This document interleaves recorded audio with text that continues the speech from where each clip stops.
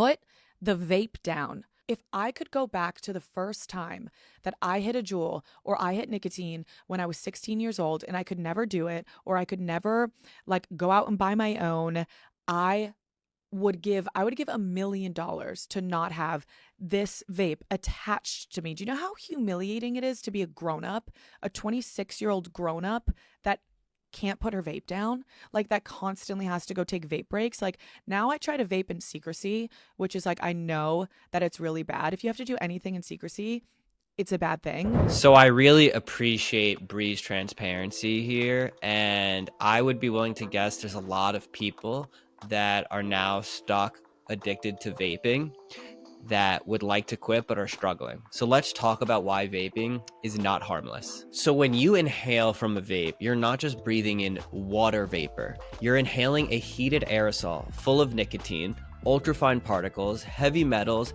and reactive chemicals like formaldehyde and acetaldehyde. That mist travels deep into your lungs down to the alveoli, which are the tiny air sacs responsible for oxygen exchange. There have been human studies which show that this exposure triggers inflammation and endothelial dysfunction even after short-term use.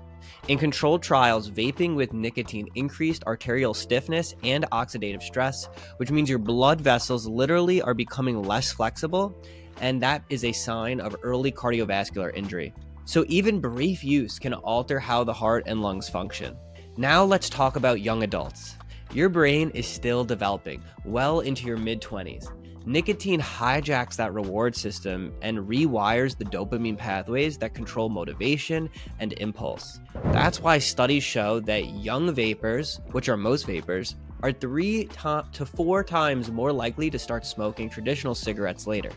The addiction isn't just physical, it's neurochemical. And then there's the lung damage. When you repeatedly inhale this heated aerosol, those chemicals irritate and inflame the delicate lining of your airways.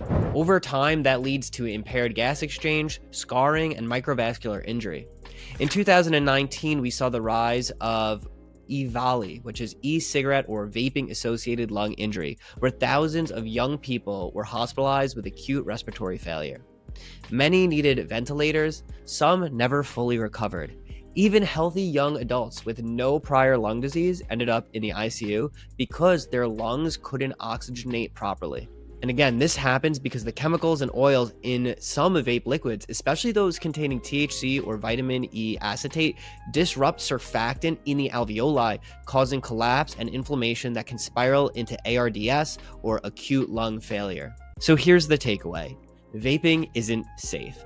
It's a high-tech form of inhaling toxic aerosols. It's addictive, it damages developing brains, and it can severely injure your lungs. And the scariest part, most of the people affected are young and otherwise healthy individuals. So if you vape or know someone who does, take this as your sign to rethink it. Send this video, protect your lungs, protect your brain, and make decisions based on science, not marketing. Stay informed, stay healthy, and as always, I'll keep breaking down the facts for you. And if you enjoy this type of content, maybe give me a follow.